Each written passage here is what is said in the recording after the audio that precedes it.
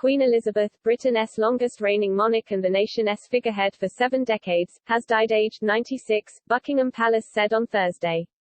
The Queen died peacefully at Balmoral this afternoon, it said in a statement. The King and the Queen Consort will remain at Balmoral this evening and will return to London tomorrow.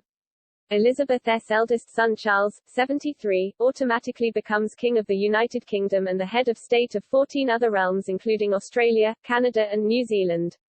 His wife Camilla becomes Queen Consort. Her family had rushed to be by her side at her Scottish home, Balmoral Castle, after doctors expressed concern about her health. She had been suffering from what Buckingham Palace has called episodic mobility problems since the end of last year, forcing her to withdraw from nearly all her public engagements.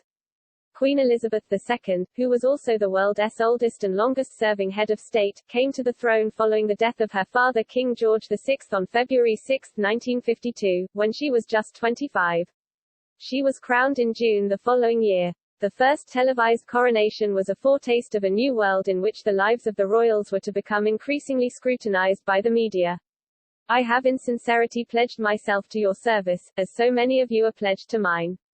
Throughout all my life and with all my heart I shall strive to be worthy of your trust, she said in a speech to her subjects on her coronation day. Elizabeth became monarch at a time when Britain still retained much of its old empire. It was emerging from the ravages of World War II, with food rationing still in force and class and privilege still dominant in society. Winston Churchill was Britain's Prime Minister at the time, Joseph Stalin led the Soviet Union and the Korean War was raging.